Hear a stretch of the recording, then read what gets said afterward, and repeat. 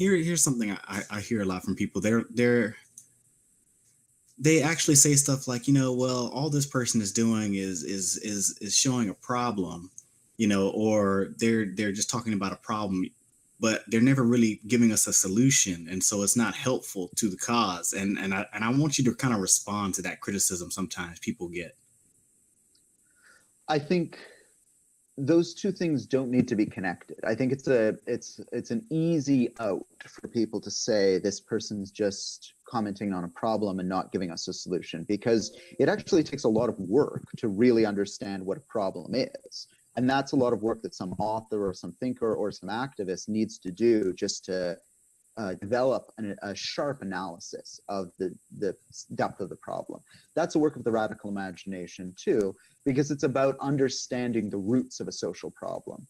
So, we don't necessarily always need to provide a solution, but a really accurate and analytical and critical understanding of a problem can and ideally should lead to some suggestions about how to change it. So if we understand, for instance, that the economic crisis that we're still in today is rooted in a system of capitalism that's based on corporations making a huge amount of profit off of the labor of the rest of us, that's a radical analysis and a radical framing of the problem.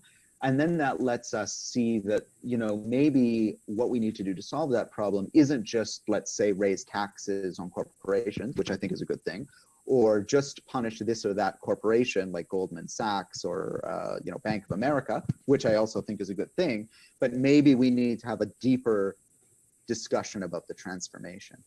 But I think I think we can separate the discussions to a certain extent. Yeah, you can talk about what the problem is on the one hand, and you can talk about what the solutions are on the other.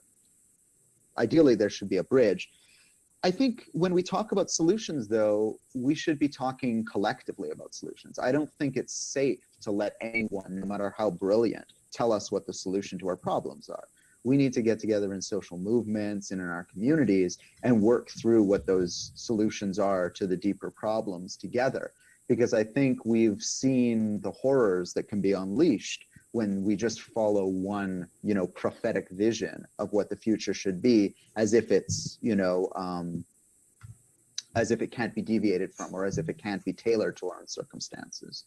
So I think there's the work of the radical imagination can be critical and can be analytic. It's about unpacking and understanding the social problems from their roots. And then the work of the radical imagination is also this collective work of getting together and saying, how are we going to get out of this mess? How are we going to change things together?